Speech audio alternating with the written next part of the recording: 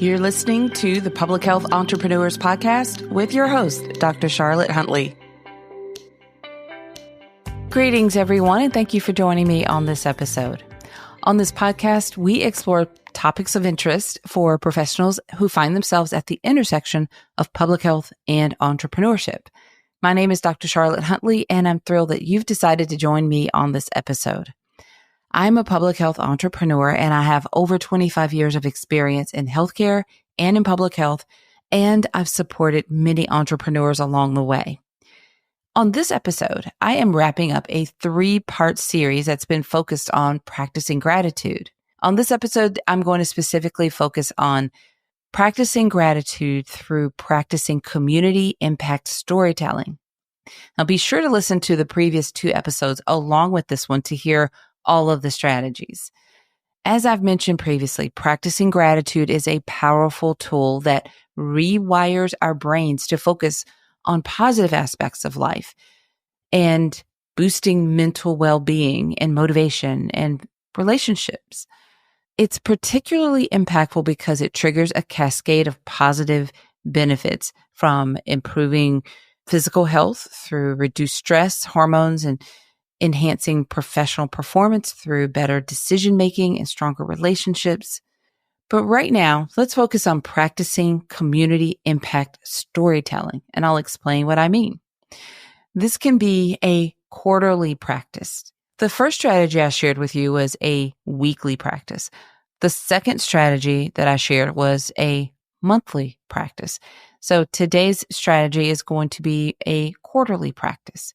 Community impact storytelling. Essentially, you're going to gather and share success stories, collecting testimonials from your clients, positive feedback from your clients, their wins, how you've helped them, documenting before and after health outcomes, and taking photos sometimes of your community work if you're engaging directly with communities and of course, if you have their permission.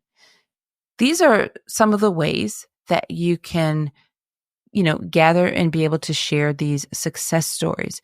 You can share these success stories a number of ways. One of those is through team meetings to boost morale. Sometimes it's helpful for your team members to see these stories, to get a glimpse of what it's like from the client. If your team members are not client facing, then they sometimes don't have the benefit of seeing the full circle effect, the outcome, and how what they have played a part in creating impacts the community or your clients. So sharing these stories in your team meetings is a great way to boost morale. I know this also from experience. We have some team members who are in another country and they are very involved. They see a lot of what happens on social media. But when we share photos or videos of some of our in-person events, or we share our final documents that are not public facing, but we're able to share with the team member to say, you are a part of helping create this, and this is what our clients had to say about it.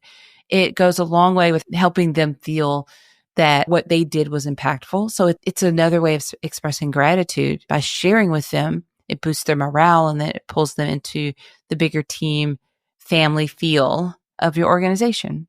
Another way that you can share these stories, these wins, these success stories, is through newsletters to inspire your stakeholders.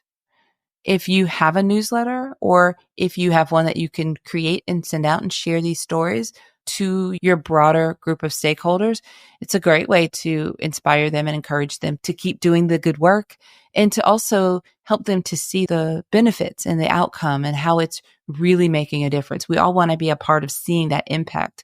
And oftentimes we can't see the impact of what we do, the positive impact. But if we share in this way, then our team members, we express that gratitude, and it fuels them and inspires them and brings them together, rejuvenates them, and has them ready for the next project. Social media, sharing on social media is a way to build community, because not only do your team members get to see that, you inspire your stakeholders, but then also the broader community. Others that you are maybe not working with directly will feel good about what they're seeing and the potential for what can be. Sometimes just by seeing what's happening in one community can inspire another community. So you're sharing in that success. You're grateful for what happens. You're attracting more of what you want because it's that positive spiral.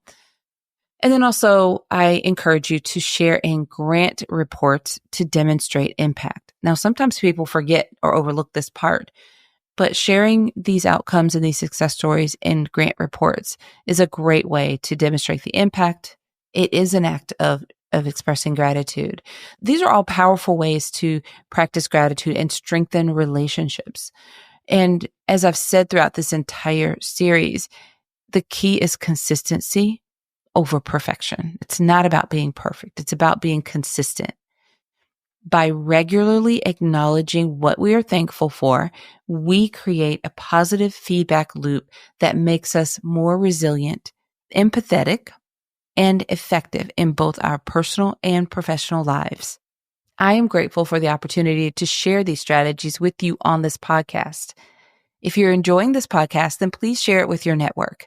You can easily share directly from the podcast app that you're listening in right now, or you can share our website, which is publichealthentrepreneurs.com. All right, everyone. Until next time, have a fantastic rest of your day. Thank you for listening. Visit publichealthentrepreneurs.com to learn more.